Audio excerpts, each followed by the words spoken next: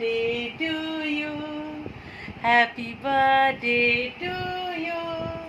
Happy birthday dear Utsha.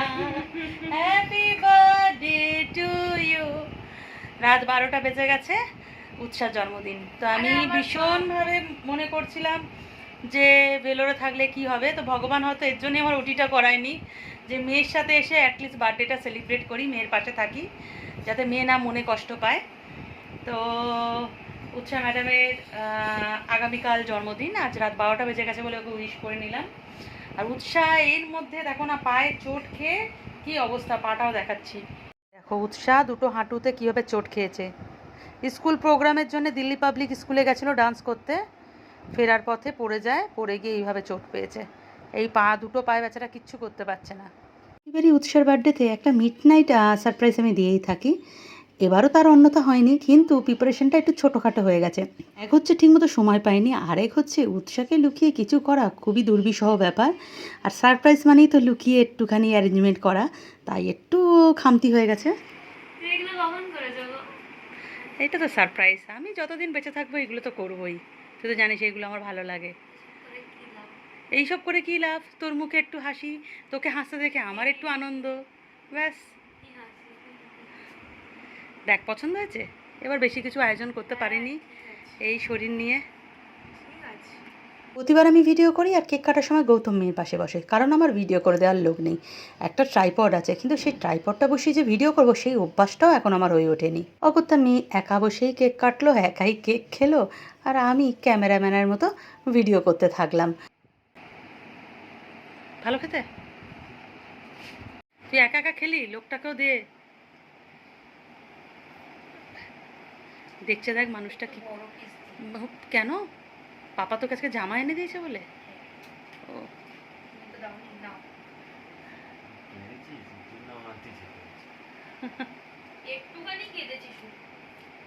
Good morning বন্ধুরা, রাত্রিবেলাতে একটু cake কাটাকাটি হলো, তারপর ঘুমিয়ে পড়েছিলাম। সকালবেলা উঠে পড়েছি, আর জন্মদিনের সকালের উৎসার ব্রেকফাস্টে করে দিচ্ছি ইপ্পি।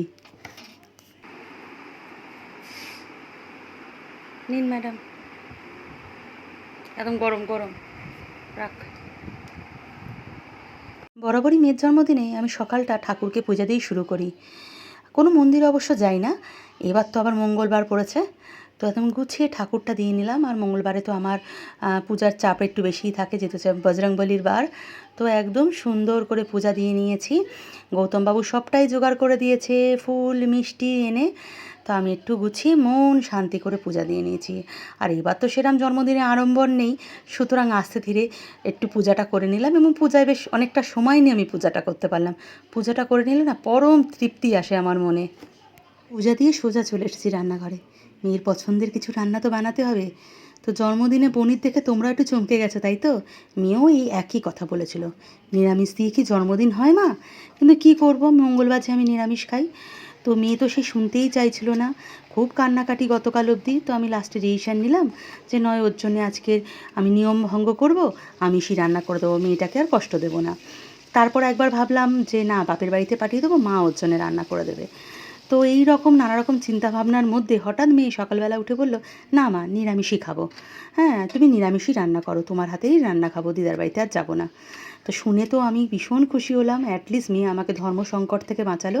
তো মেয়ের পছন্দের কিছু রান্না আমি ঝটপট করে গুছিয়ে করে নিলাম। প্রায় শেষের দিকে ঝমঝমিয়ে বৃষ্টি শুরু, জানো তো, এই বৃষ্টি নিয়ে উৎসাহ আমার কোলে এসেছিল।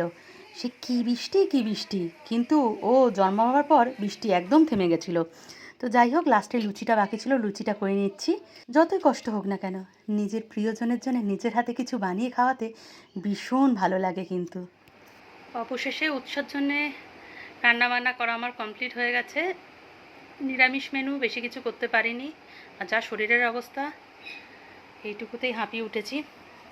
রয়েছে আলু ভাজা, ঢ্যাঁড়স ভাজা, কুমড়ো ভাজা, এদিকে বটবটি ভাজা, বেগুন ভাজা, ওর প্রিয় বাসন্তী পোলাও, তার সাথে রয়েছে লুচি গরম গরম, পনির, আলুর দম, চাটনি, পাঁপড়, দই, মিষ্টি, পায়েস। ব্যাস এইটুকুই করে উঠতে পেরেছি। এদিকে এত কষ্ট করে রান্নাবান্না করেছি, এখনও পুরনো গেঞ্জি পরে বসে আছে। ওর পাপা কালকেরই ওর জন্য জুডিও থেকে দুটো নতুন টি শার্ট নিয়ে এসেছে।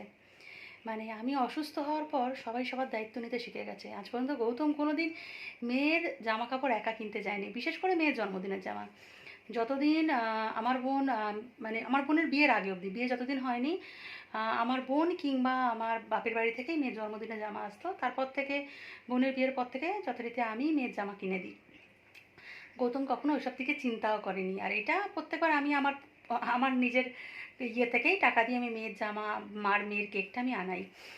তো এবার ফার্স্ট টাইম গৌতম নিজে গিয়ে স্টুডিও থেকে মেয়ের জন্য দুটো জামা গেঞ্জি কিনে এনেছে, টি শার্ট, আর আমার জন্য আবার দুটো নাইটিও এনেছে। তো নাইটি দুটো সেটা পছন্দ হয়নি। পছন্দ হয়নি মানে কি, নাইটিটার বহরে বড় নয়, মানে একদম মানে আমি মোটাসোটা মানুষ হয়ে গেছি, সে যদি এখন পাতলা এক্সেলের নাইটি নিয়ে আসে, এক্সেল, হ্যাঁ এক্সেলেরই নাইটি, আমি ডবল এক্সেলের নাইটি, ফিটিংস নাইটিও সেই কুর্তির মতো ফিটিংস, তাহলে তো আমার দম আটকে মরে যাবো না। নাইটি একটু ঢিলা ঢালা পরতে ভালো লাগে, কালারগুলো সুন্দর নাইটির, কিন্তু মানে নাইটিটা ওর জন্যেই আমার একটু মাথা গরম হয়ে গেছে যে একটু বড়ো সড়ো আনতে পারোনি, তোমার বউ মোটা সোটা, তো একটু বড়ো সড়ো তো আনবে, একটা নতুন একটা গেঞ্জি পরে নে। তো এই টি শার্টটা এনেছে গৌতম উৎসার জন্যে, বেশ ভালো লাগছে মেয়েকে, তাকা একটু। আর ম্যাডামের তো পায়ের এই অবস্থা, ম্যাডাম নিচে বসতেও পারবে না খেতে, ওকে আমাকে আশীর্বাদও এইখানেই করতে হবে, আর কিচ্ছু করার নেই। আরতি कीजिए। এত ছ্যাঁচড়া, বাধ্য হয়ে এইখানে আমাকে করতে, মানে ওকে আশীর্বাদ করতে হচ্ছে, এত ছ্যাঁচড়া। গৌতম থাকলে ভালো হতো, একা একা তো কেমন লাগছে, প্রত্যেকবার তো আগেরবার হুটু ছিল, গৌতম ছিল, ঠিক ঠিক ঠিক ঠিক না, একদম। বুটো পাশে আশীর্বাদ নিচ্ছিল, ঠিক।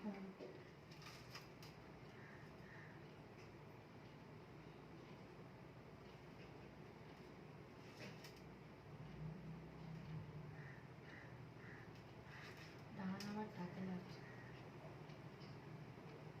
ধান টাকে লাগছে, ধান ও টাকে লাগছে।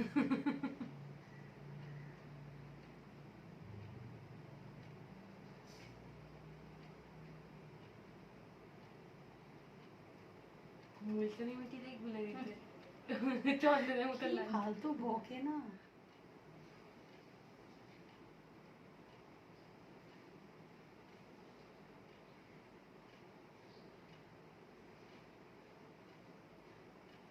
পায়েস খাবেন?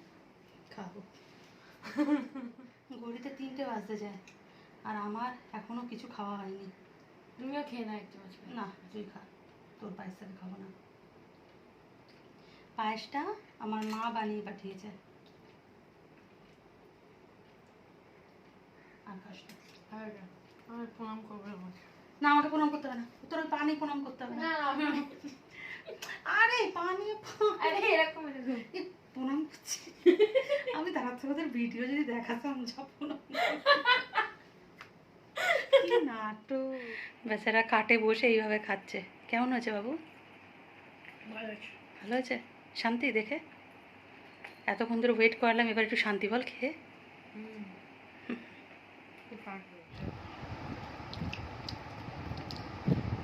লুচি রাইস খাবার পর বললাম মিষ্টি এখন খাস না, মিষ্টিগুলো নিয়ে বসে পড়েছে। কি ডায়লগ দিচ্ছিলিস? হ্যাঁ এবার দে। আজকে খাচ্ছি, কালকে সারাদিন কিছু খাবো না। কালকে সারাদিন কিছু খাবি না তো? না। আর যদি কালকে বলেছিস মা খিদে পেয়েছে, কি করবো? তখন বাই ডিফল্ট আমি কালকে কিছু খাবো না, অনেক ক্যালোরিজ খেয়ে নিয়েছি। ওরে বাবা রে, খাওয়ার বেলা হামাম করে খাচ্ছে। তা ভালো লাগলো আমার একটা বিষয়, উৎসাহ আজকের পুরো থালাটা চেটে পুচে খেয়েছে। ইভেন চাটনি, আমরা দিয়ে চাটনি বানিয়েছিলাম, সেই চাটনিটা উৎসাহ ফেলেনি, সেই চাটনিটুকুও খেয়ে নিয়েছে। তরকারিগুলো ভালো হয়েছিল। আর আমি প্রথমবার সব খেয়েছি, কিছু তুলে দিইনি। সত্যি সত্যি এই প্রথমবারও জন্মদিনে সব কিছু খেয়েছে, নাহলে প্রত্যেকবার এটা ফেলে দেয় ওটা ফেলে দেয়, এবার পুরো থালা পরিষ্কার করে খেয়েছে। এত শরীর খারাপ নিয়ে সকালবেলা প্রায় 1.5 থেকে 2 ঘন্টা আমার ঠাকুর ঘরে কেটে গেছে। এতদিন পর যেহেতু ঠাকুর দিলাম, তারপরেই টুকটুক করে রান্না করা, দাঁড়াতে টাড়াতে পারি না, রান্না বান্না করে খেয়ে দিয়ে একটু শুয়েছি। কেন শুতে দেবে, কোলের ভিতর ঢুকে আসছে, গায়ের ভিতর ঢুকে আসছে, তাড়াচ্ছি যাচ্ছে না। সে গৌতম আরেকজন, তাকে কেক আনতে বলেছি, প্রত্যেকবার এই কাজগুলো আমি করি, সে ওই কেকের দোকান থেকে আমাকে ফটো পাঠিয়ে যাচ্ছে। তার বুদ্ধিও হচ্ছে না একটা কেক নিয়ে চলে আসবে। তাও ওই ফটো দেখে দেখে একটা চুজ করলাম, বললাম নিয়ে এসো। এর তো আর ঢং আছে, যে কোনো কেক খায় না, ক্রিম হলে চলবে না, ক্রিম ছাড়া লাগবে, এই লাগবে ওই লাগবে। তো ওই একটা কম ক্রিমওয়ালা একটা কেক পছন্দ করেছি, ওইটাই গৌতম নিয়ে আসবে বললো। আর তার মধ্যে এই আরেকজন এখন বলছে দিদার বাড়িতে যাবো চা খেতে। বললাম এত কিছু খাওয়ার পর তুই চা খেতে যাবি? হ্যাঁ, আবার আমাকে কি বলছে, এই যে খেতে খেতে বললো না যে কাল থেকে আর কিচ্ছু খাবো না, কালকে অনেক ক্যালোরি আমি নিয়ে নিয়েছি, ইনটেক করেছি, কালকে আমি সারা রাত কিচ্ছু খাবো না, কাল সারাদিন কিছু খাবো না। আমাকে বলছে যে কেকটা আসবে, ওই কেক আর পায়েস কালকের আমার টিফিনে দিয়ে দেবে। তারপর বললো কি বললো, হ্যাঁ বলছে কি তারপর বলছে ও না না, যদি আজকেকার তরকারি পাতি আর ফ্রাইড রাইস মানে ওই যে বাসন্তী পোলাওটা যদি বেঁচে যায় তাহলে ওইটা টিফিনে দিয়ে দেবে। হ্যাঁ আলাম তুই যে বললি কালকে কিছু খাবি না, হ্যাঁ বলছে কি ও টিফিনে তো কিছু খাবো, দুপুরে কিছু খাবো টিফিন। আরে কি মানে ভাবতে পারছি না, বারণ করা সত্ত্বে এক বাটি পায়েসও খেয়ে নিল। বাধ্য হয়ে দইয়ের ভাতটাকে আমি সরিয়ে রাখলাম, বলে একটু পরে খা, অন্তত আধা ঘন্টা রেস্ট নিই তারপরে খা।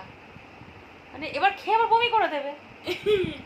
ও ছোট থেকে ভালো খাবার দেখলে চোখের সামনে বুঝতে পারে না পেটের মাপ। বিয়ে বাড়িতে এসেছিল, এসে খেতে, তোমাদের ভিডিওতে আমি শেয়ার করেছিলাম, এত খেয়ে নিয়েছিল বিয়ে বাড়িতে, এসে দেখেছিলাম মাটিতে বসে আছে, ঘষে ঘষে যাচ্ছে, সে সেম এই করে আমাকে জ্বালায়। এর ভরসায় মানে আমি কি করব, আমি মরেও শান্তি পাবো না এই বাচ্চাকে একা ফেলে রেখে। নামেই বড় হয়েছে, কোনো বিবেক বুদ্ধি বলে কিচ্ছু নেই, যে আমি জ্বলে পুরো শেষ হয়ে যাচ্ছি। খেয়ে দে গেঞ্জিটাকেও বরবাদ করে দিয়েছে, মনে হচ্ছে গেঞ্জিটাকে খাইয়েছে। কি করতে যে আমি নতুন গেঞ্জিটা পরতে বলেছিলাম, আমার তো আফসোস হচ্ছে। গৌতম ওর জন্যে ডিপ কালারের গেঞ্জি এনে দেওয়া উচিত ছিল, সেই গেঞ্জিটাকে বরবাদ করে দিচ্ছে, খুলে আবার সে পুরনো গেঞ্জি পরেছে, আবার রাতে রেখে দিয়েছে আর একটা গেঞ্জি পরবে। হ্যাঁ আমাকে ডায়লগ দিচ্ছে 8টার পর কেক কাটবো। হ্যাঁ ও একদম সেলিব্রিটি। একটু শুতে দিচ্ছে না, এখন মঙ্গলবার, একটু পরে আমাকে ঘুম থেকে একটু পরে উঠতে হবে, উঠে সন্ধ্যা দিতে হবে, ঠাকুরকে ভোগ দিতে হবে। কে বলে এখন যাবে দিদার বাড়িতে দিদাকে জ্বালাতে, কি বলবো, এদিকে জ্বালিয়ে হয়নি, ওইখানে যাবে। যা যা যা, আমিও বেঁচে যাবো, যা যা। এই তো একটা টি শার্ট তোমরা দেখেই নিলে, সকালবেলা পরেছিল, আর একটা এখন কেক কাটার সময় পরবে। আর এই দুটো নাইটি তোমাদের গৌতম দা আমার জন্য এনেছে। নাইটির কালারটা খুবই সুন্দর, কিন্তু একদম নাইটিটা মানে আমার গায়ের সাথে একদম ফিটিংস। আর এই একটা উৎসাহ তো চকলেট কেক খাবে না বলেছে, ওর জন্যে এই আমন্ড হানি কেক এনেছে গৌতম। কেকটার ওপরে একটু হানি দেওয়া আছে, আর এখানে একটা হানিবি নেস্ট বানানো রয়েছে, আর এই চারিদিকে আমন্ড দেওয়া আছে। হ্যাপি বার্থডে ডিয়ার উৎসাহ, হ্যাপি বার্থডে টু ইউ। মা কীভাবে উঠে খাওয়াচ্ছে দেখ, বসো মা, উঠে খাওয়াচ্ছে কিভাবে বলেছি বলে।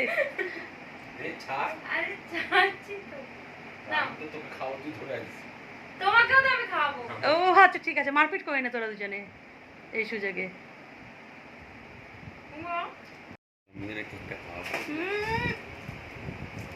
মেয়ে খাওয়ার আগে বাবা খাইয়ে দিচ্ছে আমাকে। ভিতরেও আমার কাছে ভিতরে আমার কেকটা সত্যি খুব ভালো। আমি এনেছি না।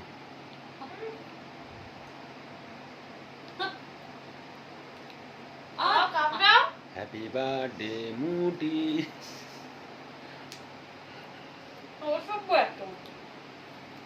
Happy birthday ডুম।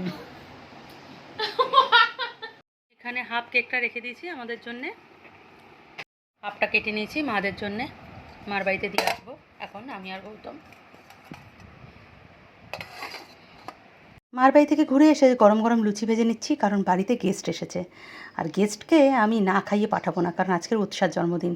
আমার বাড়ি থেকে কেউ না খেয়ে যাক আমি চাই না, কারণ এই প্রথমবার মেয়ের জন্মদিনে কেউ নেই, আমরা 3 জন মিলে সেলিব্রেট করেছি। তো গেস্ট দেখেই তো বুঝতে পারছো এসেছে রাজা। রাজা একটু দরকারেই এসেছে, একটা জিনিস মেয়েকে বুঝিয়ে দেওয়ার জন্যই এসেছিল, ফোনে একটা সমস্যা হচ্ছে বলে। কিন্তু আমরা রাজাকে আটকে দিয়েছি, বললাম আজকের দিন তুই না খেয়ে যাস না, রাত্রিবেলা একটু ডিনার করেই যা আমাদের সাথে। আমার পরম সৌভাগ্য রাজা রাজি হয়েছে, আমি ভীষণ খুশি হয়েছে। অন্তত কেউ তো মেয়ের জন্মদিনে এলো। ভেজ বলে আজকের মাদেরও কাউকে বলিনি। তো ইচ্ছা আছে বোন আসলে আরেকদিন বার্থডে সেলিব্রেট হবে মায়ের বাড়িতে, কিন্তু সেটা নন ভেজ দিয়ে। খাওয়া দাওয়া কমপ্লিট। রান্নাবান্নার তো কিছুই ছিল না, যা ছিল সেগুলো গরম করে খেলাম। আর এবার ঘুমাতে হবে, শরীরটা ভালো ঠেকছে না। অনেক দিন পর অনেকক্ষণ ধরে দাঁড়িয়ে থেকে রান্না করলাম। যেহেতু শরীর খারাপ বলে এইটুকু রান্না করতে একটু টাইম লেগেছিলো। উৎসব বারণই করছিল, কিন্তু মেয়ের জন্যে নিজের হাতে রান্না করে দেওয়ার আনন্দটাই আলাদা। যেখানে মেয়ে খেয়ে বলে যে মা খুব সুন্দর হয়েছে, সেটা শুনতেও ভীষণ ভালো লাগে। তো এই জন্মদিনটা না একটু অন্যভাবে হওয়ার কথা ছিল আমরা ভেলোর থেকে যদি সব ঠিকঠাক হয়ে ফিরি। আমাদের আশাই ছিল যে সার্জারি সার্জারি করে ঠিকঠাক হয়ে ফিরবো, এবং ফিরলে মেয়ের জন্মদিনের সাথে আমার জন্মদিন এবং গৌতমের জন্মদিন একসাথে আমরা 3টে কেক কাটবো 3 জনে, এবং ক্লাবে সবার সাথে এই বার্থডেটা সেলিব্রেট করব। কিন্তু ওই কথায় আছে না, কপালে যা আছে তাই হয়, সেটাই হলো। আহ, ঠিক হয়ে ফিরতেও পারলাম না, বরঞ্চ আরও ধোঁয়াশা নিয়ে আরও হতাশ হয়ে ফিরেছি। জানি না সবটা কিভাবে আমরা কাটিয়ে উঠতে পারবো। তো তার জন্য আর ইচ্ছাও করেনি। মেয়ে অনেক করেই বলছিল মা আমার সাথে কেক কাটো, আমার আর ইচ্ছা করেনি, একদমই মন নেই আর ইচ্ছাও নেই। জানি না ভগবান কপালে কী রেখেছে। তো আমার বক্তব্য, আমি জানি না আগামী বছরের জন্মদিন আমি পালন করতে পারবো কি না, আর ইচ্ছাও নেই। কিন্তু বিশ্বাস করো খুব মন থেকে ঠাকুরের কাছে চাই আর কয়েকটা বছর যদি আমার আয়ু বাড়িয়ে দেয়, জানি না কি কপালে রেখেছে। আর আর কয়েকটা বছর যদি আয়ু বাড়িয়ে দেয়, কয়েকটা বছর যদি আমি মানে এই যে শরীরে যে শারীরিক যে লড়াইটা, এই লড়াইটা করে যদি আমি বেঁচে থাকতে পারি, তাহলে আমার উৎসার অনেক ভালো হবে। মেয়েটা এখনও অনেকটাই ছোট, এই বয়সটা তো আর কিছুই নয়, অনেকটাই ছোট। আর ওকে ওকে আমি এভাবেই মানুষ করেছি। ও এখনও মানে ওর বয়স অনুযায়ী অত ম্যাচুরিটি নেই। তো সুতরাং মানে আমার এই যত অসুস্থতা বাড়ছে, যত রোগ সম্পর্কে আমি জানতে পারছি, আমার ভয় বেড়ে যাচ্ছে যে আমার কিছু হয়ে গেলে আমার মেয়েটার কী হবে। তাও উৎসাহ অনেকটা স্মার্ট হয়ে গেছে, কিন্তু গৌতম ভীষণ ভেঙে পড়বে, এইসব ভেবে আর ভালো লাগে না। আর কি বলবো, মানে সব আনন্দের শেষে না আমার একটা কোথাও যেন মানে আনন্দটা ফুলফিল হয় না। সেই একটা বাজে চিন্তা যখন, জানি না চিন্তাগুলো ওটি হয়ে গেলে হয়তো চিন্তাগুলো দূর হয়ে যেত, যেহেতু ওটিগুলো হচ্ছে না, ট্রিটমেন্টের প্রসিডিওরগুলো আটকে আছে, বারবার যাচ্ছি, প্রচুর খরচা হচ্ছে।